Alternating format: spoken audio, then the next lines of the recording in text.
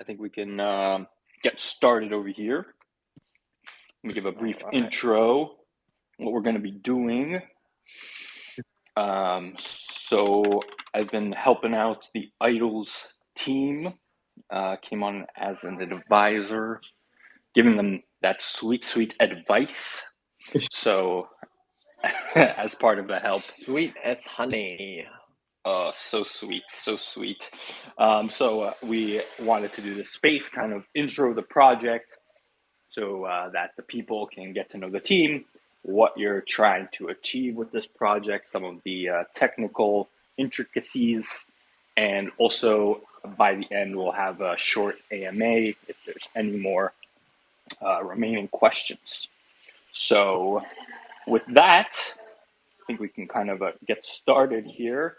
Who would like to start us off, Neptune or Artemis? All right, I'll just kick us off really quick and introduce ourselves. So I'm Art. I head the business development at our new project, the Idols NFT, which Gabe has so kindly agreed to advise us on, and he's been an integral part of the whole process.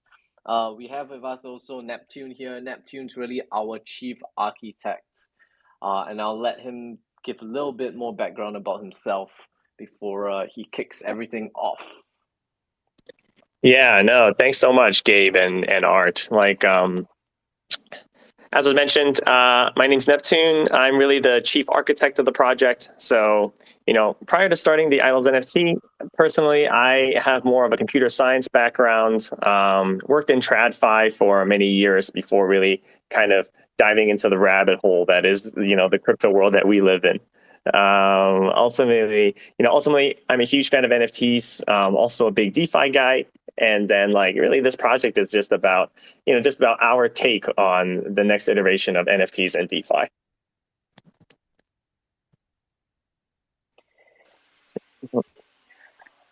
Okay. Maybe elaborate a little bit more. Well, first of all, you're a non, obviously, but you did dox yourself to me as part of our agreement, our advisory agreement. So I just wanted to let everyone know what is the choice there for being anonymous. Yeah. I mean, it's as Gabriel mentioned, our team we're not fully anon in the traditional sense. So the Idols NFT, we are officially collaborating with Lido. And Lido is one of the, in addition to Gabe, Lido is familiar with the team's IRL identities. So are some of our partners, for example, Certic, who we have our audit from. I think really kind of the motivation behind it, it's nothing crazy, but just the team would prefer at this time to just separate our personal identities with the project. But it's not something that can't change over time, let's say. Okay. All right. Mm-hmm. You have something to add to that, Art? No, it's just, sometimes it's, I was just going to say, it's a one-way street, right? Once you dox yourself for whatever reason, it's difficult, if not impossible, to go back. We don't have any big particular reasons to be anonymous, at this point, but, we're just starting it out this way. And like Neptune said, it's not like it's impossible to change. Got you.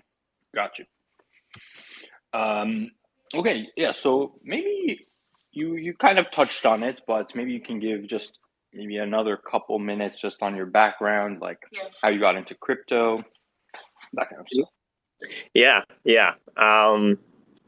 I probably discovered Ethereum. I discovered Ethereum around 2017, right before the first massive bull run. And it just spoke to me immediately. It's like this idea of having a decentralized network that you can run applications off of. I thought it was an extremely powerful idea and, enabled new use cases for technology that we've never seen before. I was especially drawn to this idea of DeFi. Personally, I was one of the first people to take out a loan on MakerDAO back when that was kind of I consider them kind of the OG granddaddy of DeFi. So super fun. You can get a loan on chain, get real money, And all of this is done. You can do it. And like the fact that all of this can be done within 5 minutes when I'm used to taking like several days or weeks to get a loan application through a bank, all of this idea was just super revolutionary to me. And then really after that, it was just kind of like that was kind of where it started. And then since the stories, you guys know the story ever since. Yeah. And I think a lot of people in the team are all very big Ethereum supporters. As you'll come to see and come to hear in more of our AMAs and our communications. Myself, I kind of got a little bit involved with Bitcoin back in 2013, with the whole first bull run, I guess, with the whole and the first bust with Mt. Gox. But past that, really got more involved in the space in 2017 as well, when Ethereum, took center stage, kind of in the whole crypto space. And I also kind of have a background in traditional finance, and so what really attracted me to Ethereum was, the idea of a very decentralized, permissionless blockchain, right, where the users are really the owners of the blockchain as well, right? Of all the apps and all the projects, right? And so these user ecosystems are kind of very different, and they have much better incentive alignment as compared to all the old school like banks and legacy systems, right? And that's kind of what attracted me to the space.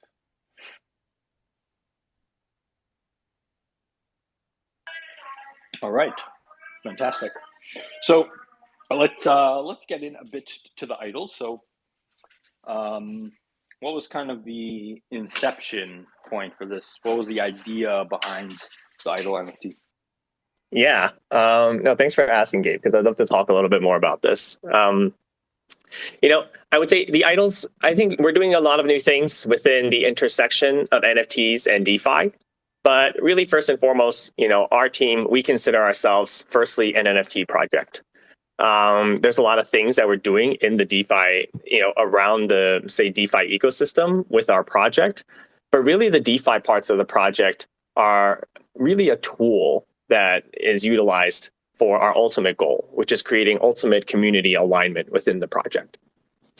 So a lot of the motivation, as people ask, why another 10K PFP project? I'm sure if you guys are familiar, there are lots of 10K PFP projects, probably a new one every single day. And we're big NFT fans, but one of the main things that we were kind of seeing in the space was that we felt that there were ways that the alignment between founders and communities in PFP projects could be improved. So, in a traditional project, if you think about it, the teams usually, a lot of traditional PFP projects follow a very standard course. Whereas, step one is they have a bunch of NFTs that they sell during a mint event, and then the funds from those will go directly to the founders. Additionally, they'll usually charge some sort of royalty on secondary sales, and those royalties accrue to the founders as well. So, obviously, lots of blue chip projects have been very successful with this model, have continued to provide value to their communities using this model. But there have been a lot of projects that we've seen where, the NFTs themselves haven't done so well. The NFTs are either trading just drastically below mint or have gone close to zero. And at the same time, within these projects, even though the NFTs, which is what the community holds, haven't performed well, teams have done very well with the amount of proceeds they raised during mint events and then also the secondary sales. So really the idols is trying to answer this question of, can we create a project that solves this problem? Can we create a project where founders and the community have the same type of exposure to the project? And can we create a project where, if the community, that founders need the community to succeed in order for the founders to succeed? Yeah. So just to continue on that point, when you release a 10K project, right, you sell everything up front. Then what is your incentive to actually continue to do stuff? There is. Yeah. Yeah, I mean, like, there is still the incentive in the sense that, traditional teams, they're still collecting ongoing royalties. So, the royalties will obviously do better if the NFTs do better. But this is, we felt like, so while there is alignment in this sense, we felt that there was a way to build a stronger alignment. And I'll talk a little bit about just what we're doing differently in the idols and how we're trying to tackle some of these things we've been discussing. So as I mentioned before, the idols, we are officially collaborating with Lido Finance. And if you guys don't know what Lido is, I would recommend that you guys check them out. It's they're the number one project with respect to liquid Ethereum staking. And and just to give you guys a very quick overview of Lido, because understanding Lido is going to be very important to understanding just how the idols work. So Lido has a token called STETH, which is their representation of staked ETH. So when you deposit Ethereum to Lido, what's happening behind the scenes is that Ethereum gets delegated to Lido's network of Ethereum node operators. And they are performing all of the work in terms of running the nodes, validating transactions, and really passing through the staking rewards back to you as a Lido STETH holder. So the idols, one thing that we're doing differently with our mint is that instead of taking mint proceeds and putting them into the founder's pocket like a traditional project, 100% of the Ethereum we raise with our mint is going to be deposited and staked with Lido. And then those staking rewards, 100% of those staking rewards will be distributed back to our idle NFT owners. So just to ask about Lido, is Lido trustless? How do they do the pass-through rewards? Yeah. So the interesting thing about Lido, and prior to starting this project, the team was we were very selective, and we did a lot of research around who our staking partner would be that we wanted to build the idols off of. And really, when you look at it, Lido is, I don't think any other project encompasses the spirit of Ethereum or decentralization more than Lido, at least within the ETH staking space. Interestingly, they are actually a DAO first project. So they actually, the Lido project itself actually has no real world legal entity. They launched on day one as a fully on-chain managed DAO, which I think that really goes to show just their commitment to the ecosystem, commitment to decentralization. And all the decisions at Lido are managed via the DAO, even though there is a founding team that is guiding the project.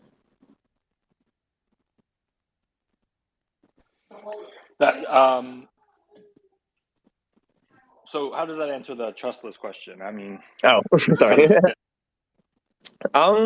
So it's, I guess it depends a little bit on how you define the word trustless. Lido STETH, their contracts are on chain.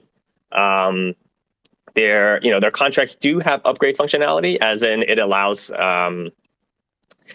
people to it allows them to just continuously upgrade and build on their contracts, but the protocol itself is controlled via a DAO. So in a sense, it's like, it's trustless in the sense that you are trusting a DAO, but you're not trusting any central individual entity. Got it. Okay. So I wanted to ask also, you mentioned how you wanted to make a protocol that was more like a project that was more aligned with the community. But why did you arrive on this specific, staking? Like, why did you want this particular,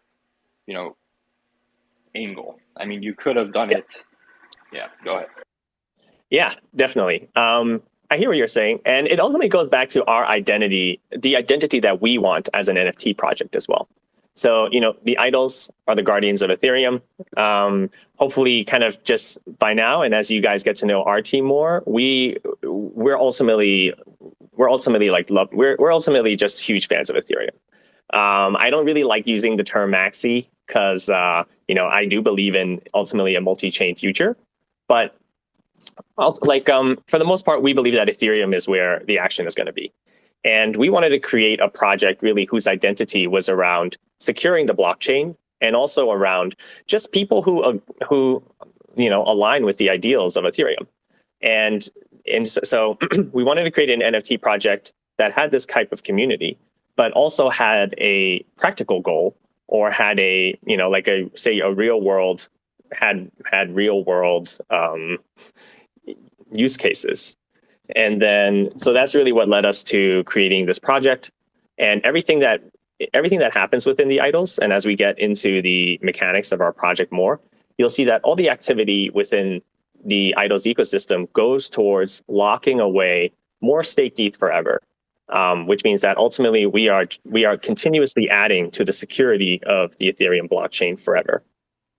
And at the same time, we would like to do this in a way that also doesn't compromise on the original ideals of Ethereum itself in being fully decentralized and community owned. Do you have something to add, Art? No, I think Neptune pretty much summed that up pretty well.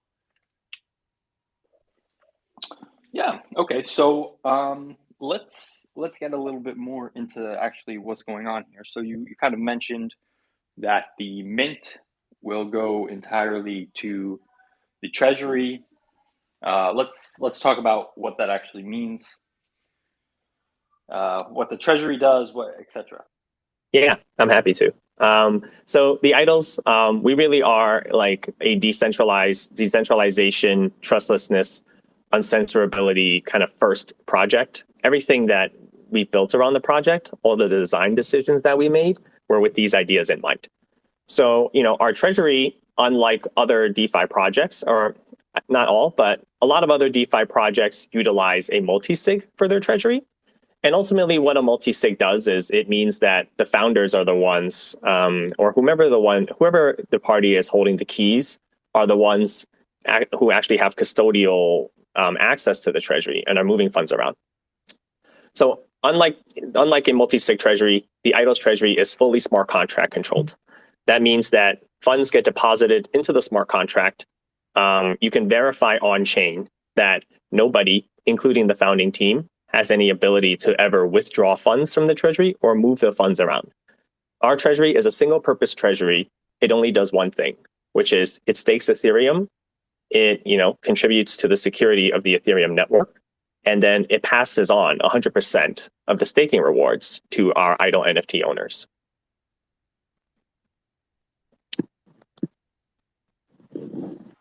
Okay, so I just want to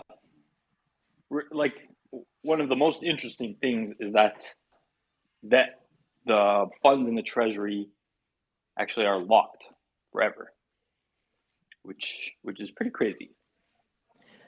It is. It's some people think it's a crazy idea. I think, but for us, it's like it's part of our overall mission to continuously secure the blockchain forever. And then also at the same time, we believe that it provides a lot of comfort to our users in that, when you're investing in a truly decentralized project, you want to know that the rules of the project are governed by code and not necessarily governed by, just having trust in the founding developers themselves. Absolutely. And I don't think that many projects actually lean very heavily in this direction. So, for example, one of the few projects, there are many projects, but Uniswap, for example, is a V2 is a non-upgradable piece of code, right? It just exists there for all eternity. Yearn V1, the iEarn, where you can earn like on stables, is basically not upgradable. Is going to be there, and that is like kind of the idea behind Ethereum. I think like to have these trustless systems, but there aren't very many projects that are able to actually go fully into this. We have this piece of code. This is the product. this is what we're doing, and you can't change it. Let's see what happens. So I think that's cool. I think that's pretty interesting. Yeah, no, thank you. I mean, we think the same thing. And by the way, like, just because the base contracts are not upgradable doesn't mean that we don't have plans to continue to innovate and continue to build on top of the Idols ecosystem. What it does mean is that there is a core set of smart contracts that govern the base layer of our project. And those contracts are immutable and non-upgradable. And our community, our users, can have confidence that these contracts will continue to perform as advertised, and that won't change. But the contracts are set up in a way such that we can continue to add new contracts and add new projects into the ecosystem. And at the same time, our original base contracts, the beauty of it is that there is no central dependency on anybody. There's no central dependency on the founding team, no central dependencies on just any other marketplaces, any other users. So in that way, even if like, God forbid, the founding team gets into a plane crash, anything like that, the contracts can still continue to operate. Yep. All right. So just for a simple review here, you have the sale, and all the ETH that goes from the sale goes directly into the treasury. And then the holders of the NFTs get the rebasing rewards from the staked ETH. I think that's a summary of what we've covered up to now, right? Yes, that's right. Exactly. So you have another couple features. Maybe you want to talk about the Virtue token. Yeah. No, thanks, Gabe. I'd love to. So, just taking a step back for a second, thinking about other projects, typically they monetize in two ways. You have mint proceeds, which go to founders, and then you have these ongoing secondary royalties. So what we wanted to do was, instead of just taking the royalties directly for the founding team or into just the community treasury, we wanted to distribute 100% of these royalties directly to our community. And that's where the Virtue token comes in. The Virtue token is, the native token of the Idols. It is an ERC20 token. And anybody who stakes the Virtue token will receive their proportional share of 100% of the secondary sales commissions generated by Idol NFTs.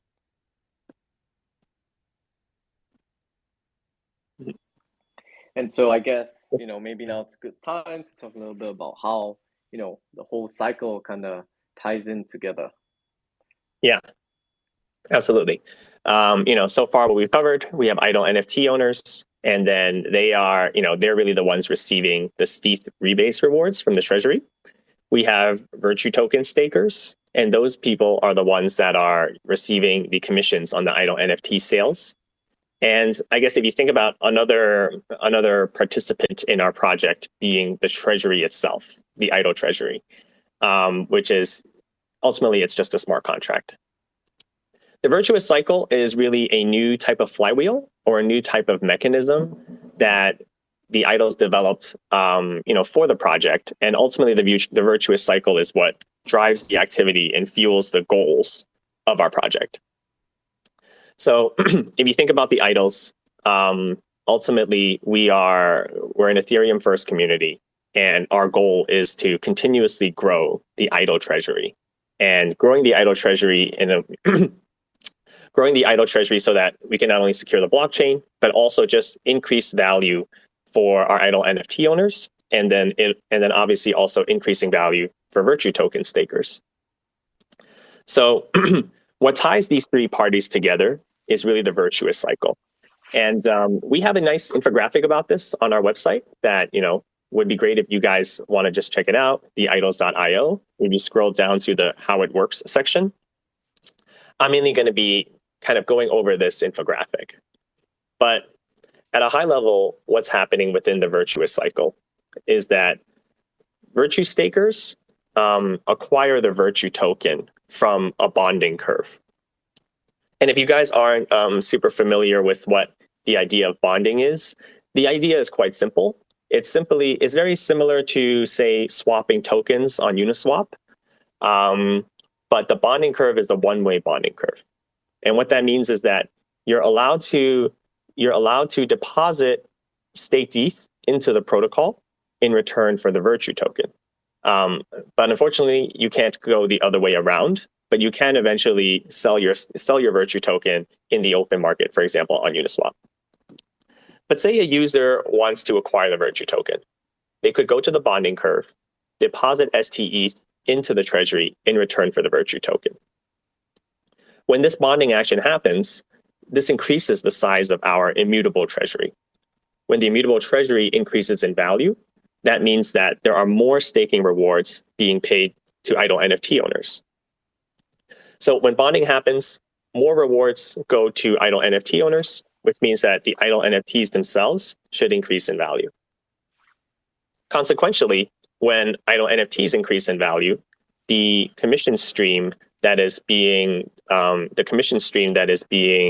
given to Virtue stakers, this commission stream also increases because now you're charging commissions off of something that's worth more. So in summary, when Virtue is bonded, as in STETH is bonded into the treasury in exchange for Virtue, Idle NFTs go up in value, and then also the Virtue token goes up in value.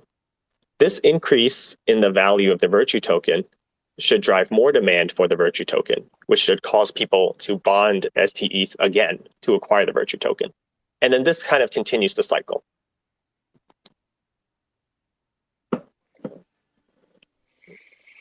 Gotcha. Okay, I think that looking at the graphic really helps understand this cycle. But another important point here that I want to address is how you're being compensated as a team, which is kind of the most important part of this whole thing. So how do you get rewarded for building this project? Yeah, I'm happy to talk about that. So really, the founding team is taking our compensation in two forms. It's in the form of Idle NFTs, and it's in the form of the Virtue token itself. And one thing I think that is important to mention, which just really kind of goes towards this idea of building a community aligned project, is that there is no leakage in terms of ETH revenue within the project directly to the team. So most other projects, the founding team is the one who has the ETH exposure, while the community is the one that has just the NFT or token exposure. In our project, the team and the community have the exact same type of exposure, which is the NFTs and the tokens. So the only way that we do well is if these two tokens do well. But on top of that, we wanted to align ourselves with the community further by building out a vesting schedule that is ultimately fairer to the community. If you think about most projects and their tokens, the teams either usually get some sort of pre-mine, or they get some sort of token that vests along a time-based schedule. So either 12 months or 24 months, the team usually accrues 100% of their allocation just over some time period. Now, the thing is, neither of these vesting methods account for the performance of the project. So, you can have scenarios where the project hasn't performed very well, but the team has still just accrued all of their tokens. What we've done actually is tie our own vesting schedule to the success of the project itself. And the way we've done that is by tying the team's Virtue allocation directly with the Virtue bonding curve.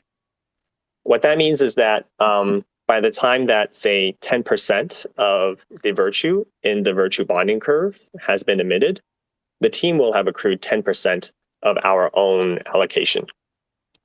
And just by the way, the team is also self-enforcing an additional 6-month lock on top of this performance-based vesting schedule.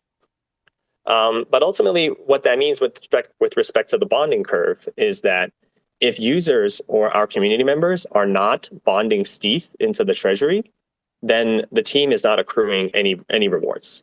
So if 0 ETH is bonded into the treasury, the team will invest 0 amount of our allocation.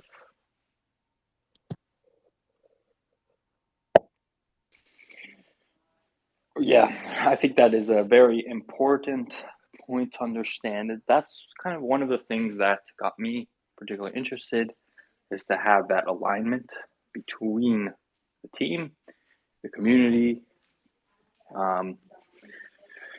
and I think that this part is something that could be innovated in many different projects. Like, I think that I like this particular aspect, this particular innovation that the idols are doing.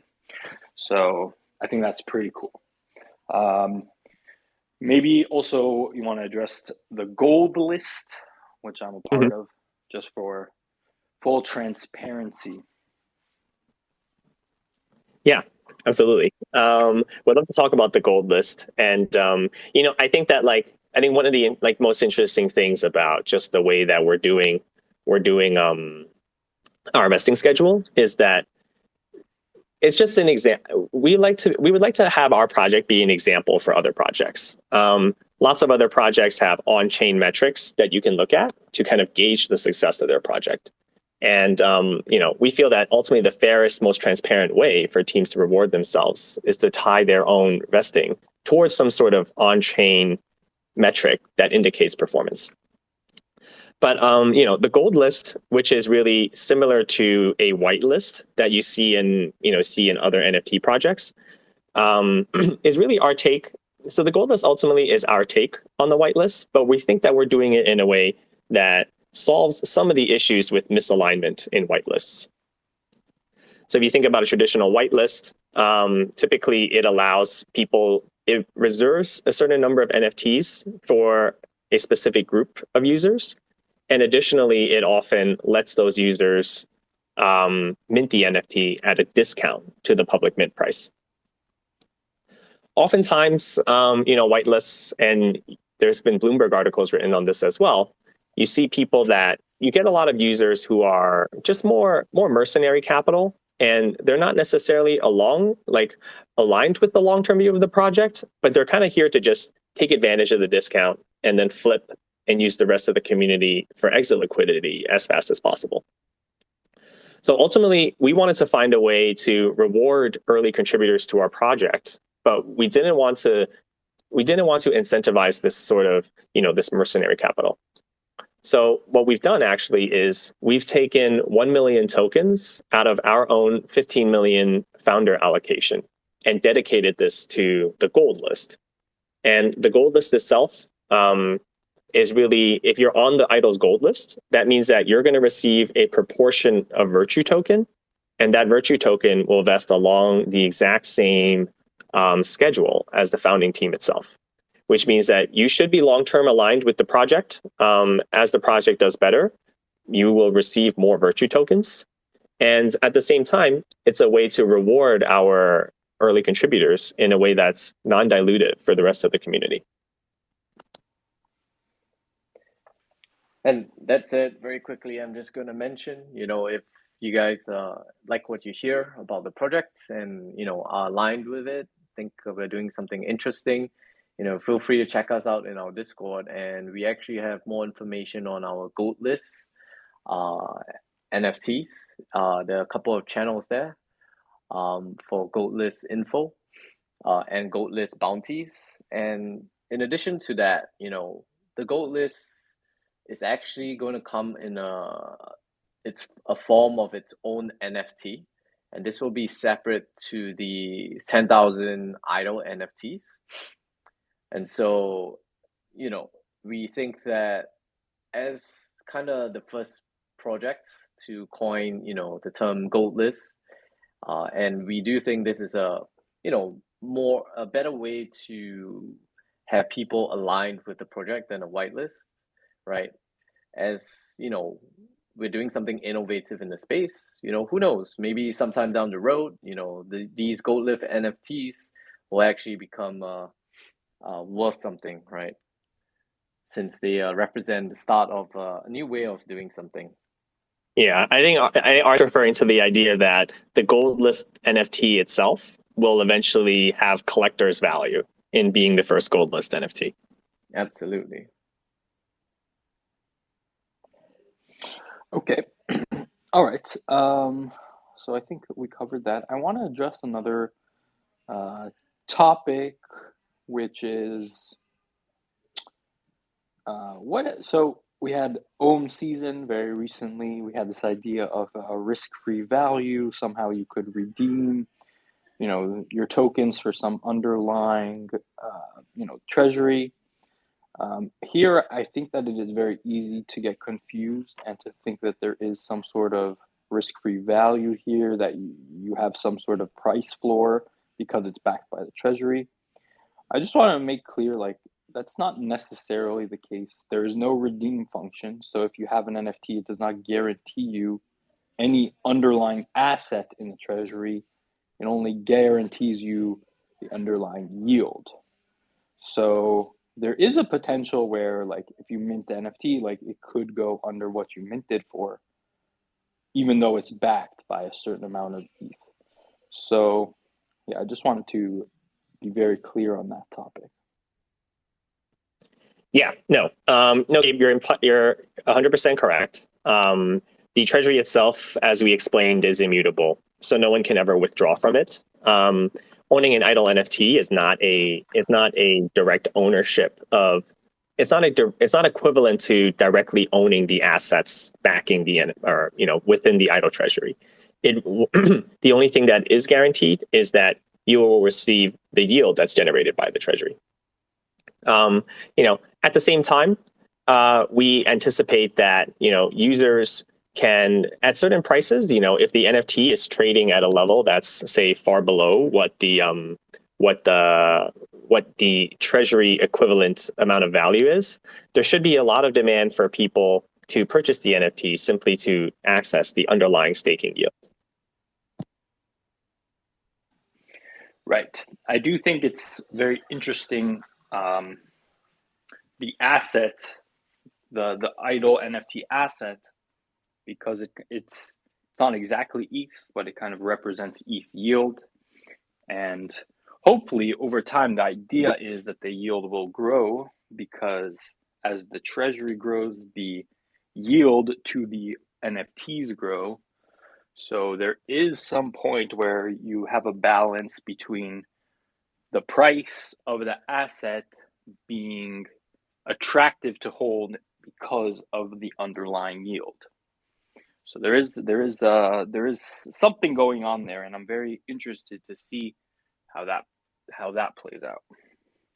Yeah, absolutely. And then for us, like as we've been alluding to, the Idols is really just the first NFT project that we're building within what we're referring to as the Idolverse, or just the broader Idol ecosystem. So owning an Idol NFT is, you do get the underlying ETH exposure, you get the underlying ETH yield, but ultimately you get exposure to our project and everything that we're building on top of it. And you get access to the Idols community, which is really an Ethereum first community. So yeah, what are some of the things that you think that you could build on top, or in parallel to this? Yeah, absolutely. So we already have a lot of projects on our roadmap, and we want to continue building within the intersection of NFTs and DeFi. So additional projects that we add into the ecosystem are going to further add fuel or further drive the virtuous cycle. And as an example, the next project that we're going to release is going to lock away the Virtue token forever. Similarly to how idle NFTs themselves lock away Lido staked ETH forever, our next project will lock away the Virtue token. The next project that we have in mind after that, it'll probably end up being an airdrop to idle NFT owners and other NFT owners within our ecosystem. But those NFTs are going to have more of a gamified gambling component, and the activity towards it is going to burn the Virtue token. Everything ultimately goes towards our goal of creating demand within the Virtuous Cycle and driving more stake ETH to be bonded into the project. Okay. We have a question from Peter, so I think we can kind of move into the AMA section if you guys are okay with that. Yeah, that sounds great. Mm-hmm. All right, let's bring Peter up here.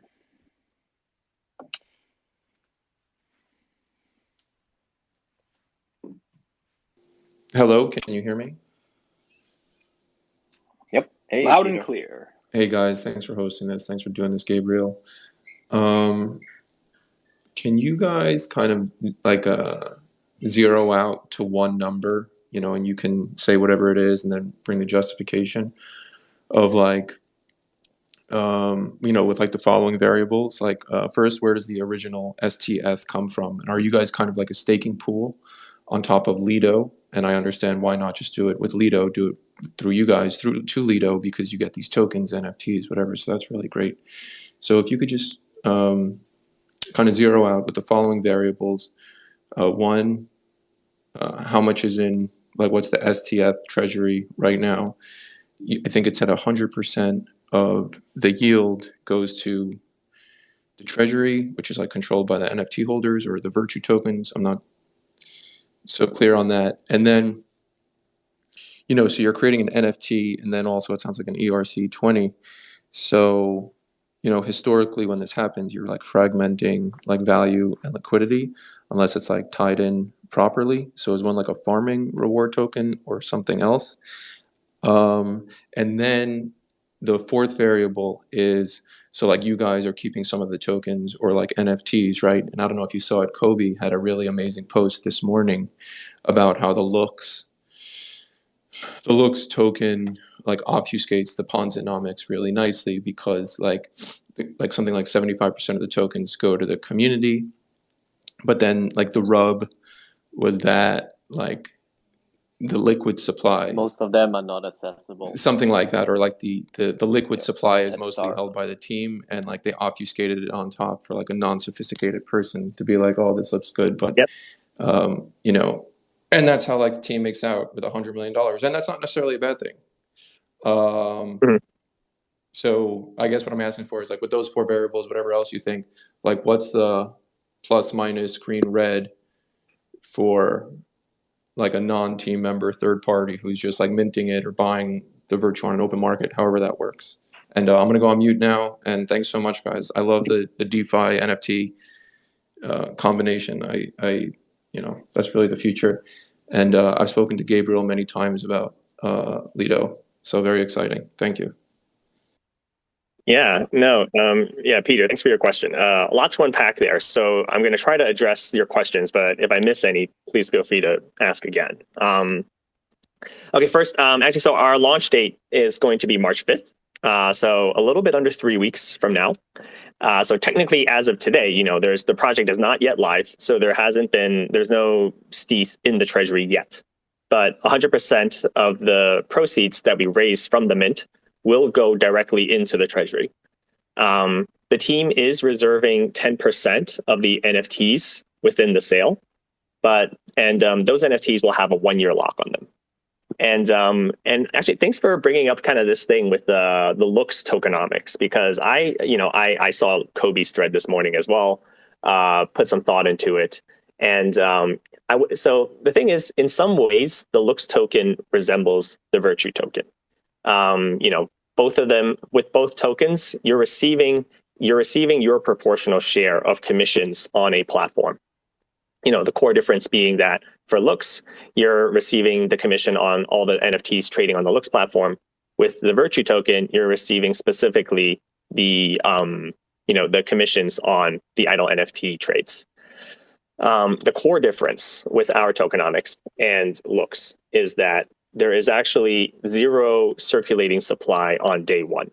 So the liquid staking supply, 100% of the liquid staking supply for the Virtue token enters circulation from the bonding curve. On day one, there's no pre-mined Virtue token the team accrues or vests our Virtue token along the bonding curve. So as Virtue enters circulation via the bonding curve, our team accrues our allocation.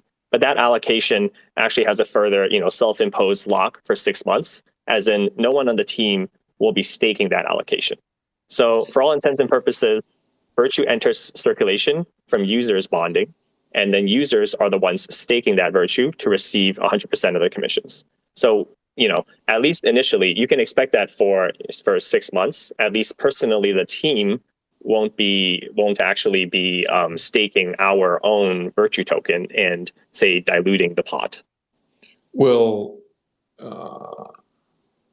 so like will the team be able, like, basically not even just the team, but like so one thing that Lido does, which actually causes pretty significant sell pressure on the Lido token itself, which currently doesn't have utility right now beyond governance, even though the protocol is accruing like fees, various different ways, building the treasury. And they give Lido as rewards to people that are, providing liquidity on the STF, F pair, the WSTF, whatever. And it causes significant like sell pressure, which to date has not been like outstripped by the buy pressure, which is probably for a bunch of reasons, some of which like the rewards sell pressure is pretty high, and it's not on a centralized exchange, so it's only for like the OG degens. So for, I think it's the Virtue token you said, will the team be able to sell in that 6 month period, or is it like no?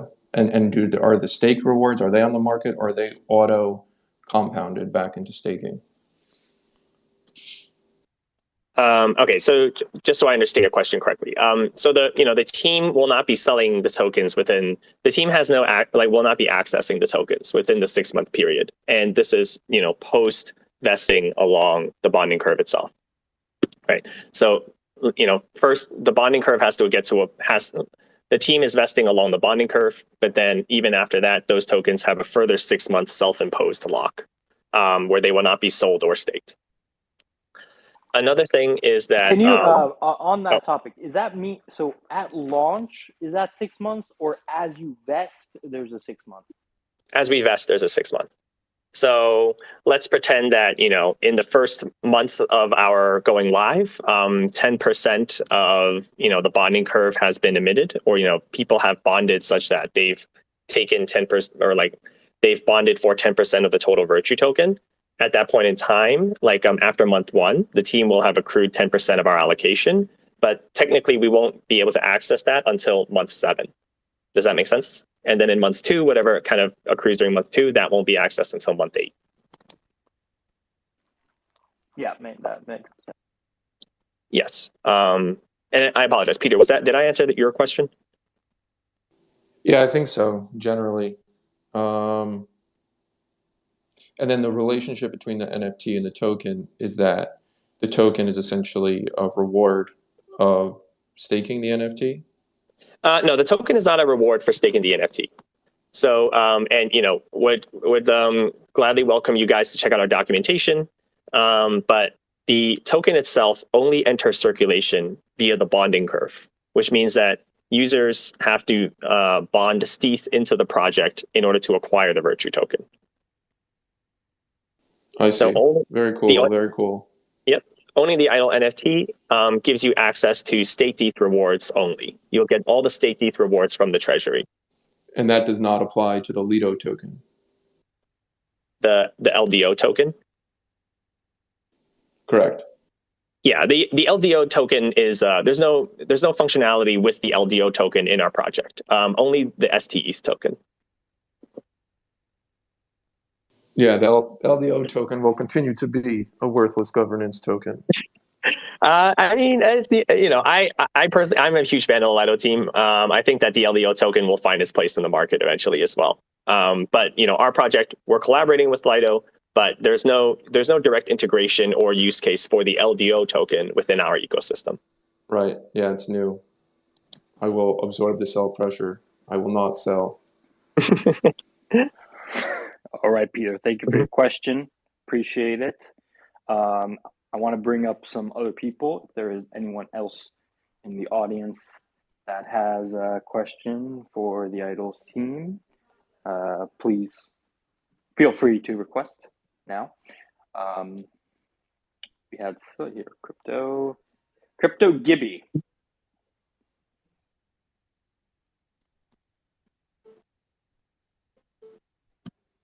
How are you doing, Crypto Gibby? Hey, how y'all doing today? Thanks for bringing me up for a question. Sure, no problem. Okay, yeah, I just want to make sure you guys can hear me. All right, so like I said, first off, I'm loving the project. I'm loving the whole mechanics about everything. I think this is a very interesting project. My question is about the acquisition of the NFTs.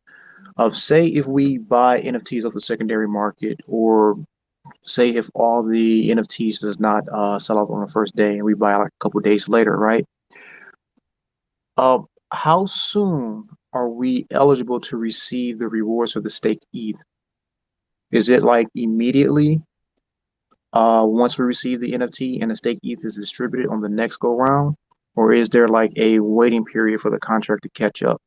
So say if we kind of like, if we bought a NFT off the secondary market from someone, and then the staked ETH is about to be released, say about a couple hours later, does the previous owner still get that staked ETH, or does it go to the actual holder of that NFT at that exact moment? Mm-hmm. Yep. Thank you for your question. So the way that the contracts are going to work, and actually in some of this, the answer to this question relates to how Lido STETH itself works. So the way that the STETH token works is that once daily, every 24 hours, the STETH token rebases. And what that means is just that, if let's say that at time 0, or like right now, you have 1 STETH, 24 hours from now, you should have 1 point something STETH, which is a little bit more. So every time a Lido STETH rebase happens, there's a keeper function on the Idol NFT side, which distributes those STETH rewards. And when I say distribute, I just mean that it updates the contract to allow the current Idol NFT owners to claim. So, the way that we anticipate for our project is that in the very, very beginning of the project, we might be distributing rewards every 2 days or 3 days, but eventually it will move to a kind of 24-hour cycle where once Lido STETH rebases, our project will distribute those rebases at the same time, as in every 24 hours. So really it's whomever is holding the NFT at the time that the rebase happens, or the time that the keeper function is called, will be the one to receive the rewards for that cycle. So, initially the cycle time might be every 2 to 3 days, but eventually it will move to 1 day. Okay, great. So it's really compared to the address and not necessarily the NFT itself, from my understanding. So Yes. whatever address is holding the NFT. Okay, great. Whichever address is holding the NFT. Okay. Just want to, that's good. I would definitely wanted that clarification. I really appreciate that. Absolutely. Yeah, no problem. If anyone else has a question, please feel free to request. Gibby, did you have any other questions for the team? No, that'll be it. Like I said, I'm here. I'm here for it. I'm here for the long term, and I hope I can get into like budget towards this. Thanks. And we're glad to hear that. Yeah, thank you. If anybody else, if you start looking into our project and you come up with more questions down the road, feel free to hit us up in our Discord. We have a bunch of people there. They're very happy, a community that we're building that, very happy to kind of help you out with your questions. Maybe you could talk about the sale. Yeah. So yeah, we did announce our mint date, which is going to be March 5th. And there's going to be a lot of new mechanics, I think, as you see in our project relative to just a more traditional mint. But we just encourage everybody to stay tuned as we're going to be releasing more specifics very soon. Yeah. But that said, we have kept in mind to try to keep the sale as, or what we're calling the offering, as fair as possible. So we're trying to design a couple of small things to do that, to that effect.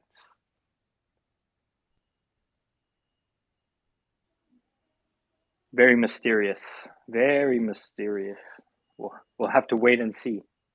Definitely. We have some interesting things in store, I think as you guys get more familiar with the protocol and the project, you'll see that we try to spend a lot of time thinking about the best way to do things and to kind of innovate in the space, whether it's alignment with our project, with the gold list and not the white list, as well as alignment with between the founders and the community itself. Right. And in the same way, you can expect that we're trying to do the same thing for our offering as well. And so, we don't want to release too many details early. We want to make sure, everybody has a fair chance. And so we want to do it in as fair a way as possible. All right. Ceazor, my man. How's it going? How you doing? Good. Pretty good. Pretty good. I got a pretty simple question. Only you guys are only whitelisting. A contract needs to be whitelisted in order to hold the NFT, right? So, are you going to? Does the transfer function need to be whitelisted as well, or is there any restrictions on transferring the NFT from a wallet to another wallet? Yep, I can answer that. There's no restrictions in terms of transferring, nothing like that. But what I will say about the contracts is that the in terms of the overall project, the overall Idols NFT, this contract stay whitelisting function is the only it's the only owner function within the project. As in, this is sort of the key. This is the only key thing that the Idols team has some control over. Our intention is to only utilize this, is to only say interact with this part of the project with the guidance of our own community, as in gauging just sentiment with something like a snapshot vote. But really, at launch, there's not going to be any sort of contract limitations, as in contracts themselves will be able to own the Idol NFT. The only time that we really feel, and a lot of other projects, for example, like Curve, utilize a smart contract whitelist in terms of, for example, tokenizing their VE escrow curve. But the only scenario that we ever see kind of actually utilizing this is really around contracts that are, if we discover that there are contracts which are directly hostile towards the project. And I'll give you an example of that. An example of that would just be, for example, if there is a secondary marketplace that Idol NFTs are trading on, but then that marketplace refuses to pass commissions through to virtue stakers, then we would probably put to a vote and then ask our community how we want to handle this how we want to handle this other contract. And potentially we would not allow that contract to interact with Idol NFTs. But there will never be any restrictions on users trading them, transferring them, or anything like that with each other. Okay, so if I understand this correctly, it's not really like a whitelisting function. It's more like a blacklisting function. Like everybody, anything can hold it anywhere. You can put it anywhere. You can sell it anywhere. But as the DAO develops and governance comes in, they might say like, listen, everyone's selling them over there and nobody's kicking back any commissions. So the virtuous cycle is not coming into play. So we're going to have to stop that. We'll stop that trading over there, and then you would blacklist that. So is this correct? Yeah, the way that it's built, the contract functionality is quite, let's say, versatile. So basically, our community can vote to turn on the whitelist, which would like the whitelist would be the more extreme route, which is only allowing whitelisted contracts to interact. But at launch, we're going to have it just be free and open, and then work with a more so like a blacklist concept. Sounds good. Okay, I'm good. Thanks. Yeah, thank you for your question. Thank you, Ceazor. We had a question here from Spartan Solutions. came up onto the stage. Hey, how's it going, guys? Hey, Maybe, Spartan. Hey, Spartan. maybe you guys already answered this question. I kind of came in a little bit late. But my understanding is you have the NFTs, and whoever you own, all the holders obviously get the staked ETH, and then you acquire that staked ETH through your guys' website. Is there a backup plan? Let's say something happens. I mean, I don't know where you guys are holding the website server, but let's say you were on AWS and they shut you down in regards to your website. Do you guys have any backup plans for like where individuals would be able to still get their staked ETH with the rewards from holding the NFT? Okay, I guess your question is like, what if our core website, like the front end, goes down? Is that right? Yes. Yeah, that's what it is. So yeah, we're still using traditional, let's say, web hosting services in terms of hosting our front end. But we've been working very directly with this provider. We should have all the bells and whistles in terms of DDoS protection, like any other website. If our website ever does go down, we hope to get a backup up as soon as possible. But to answer your question, you can also just, the contracts will be fully verified on Etherscan. So, obviously, like if you don't want to go the more, let's say, cumbersome route of interacting with the Ethereum blockchain directly, you can always ultimately you perform any of the functions, claim functions, transfer functions on Etherscan.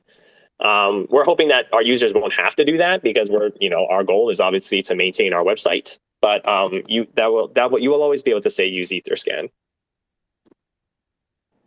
Okay, cool. Thank you for answering that. I just wanted to make sure, what was like the censorship resistance that you guys had for this? Yeah, and we're looking into kind of more longer term decentralized front end solutions as well. Well, thank you. That was the only question I had. Thank you. All right, Spartan, thank you very much. I want to move to wrapping up the chat now, but we can take a last couple questions here. Feel free to request. I think, Peter, do you have another question? Yeah, what do you guys think about market making for NFTs, and have you guys thought about that at all? Yeah, I mean, there's a lot of projects that are doing new things, kind of interesting things in this space. FloorDAO is like a project that is doing some interesting things. Lots of other, we've been speaking with other, I spoke to somebody the other day who was creating kind of a more, trying to create a one-to-many lending protocol for NFTs. These are all people that, we're kind of in talks with and would love to integrate with in the future.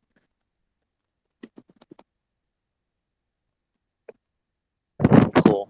Yeah, I just think NFTs are the psyops for the public, and the psyops for the public was originally BTC and ETH, and then Hayden came in with his AMM model, and that's what really facilitated the explosion of DeFi on a protocol level. It was the step before the yield, and kind of Hayden and Curve pioneered that. And I think the same thing is gonna send NFT to the next level, because the sell pressure happens, and sometimes these things go really, really low unless they have the religious believers. You saw that happen with the Treeverse somehow, and other things like that. So and the same thing happened with tokens that didn't have proper market making during the bear market. They just died. Whereas the other ones that did, and that was the big secret that no one wants to talk about. That's the big secret of crypto, scam pumps by market makers, and finding those, and kind of how they happen. And that's it's the Wizard of Oz, the magical hand of the market. Yeah. Got it. Yeah. All right. So I think that pretty much wraps up this Idols chat. Thank you very much to everyone attending. Do we have any last words from the Idol team? I would say, just thanks everybody for stopping by. Like I said, our Discord is open. Our mint is on March 5th. the offering is going to be then. It's going to be an exciting 2 weeks and change between now and then. We've got a lot of events planned, a lot of AMAs, a lot of content that's going to come out. So feel free to, come and join the conversation, come and join the community. I do see a couple of our gold listers here as well. So shout out to you guys. Thanks for coming and stopping by. And yeah, I'll strongly encourage everybody to come in and check out how to be a part of the community we're trying to build here. Yeah, thanks everybody. And Gabe, thanks so much for hosting this. Sure, no problem. Happy to do it. Looking forward to good yields, sweet, sustainable yields from those idle NFTs. Absolutely. All right. Thank you very much, everyone. Appreciate you attending, and have a nice day. Thanks, everybody.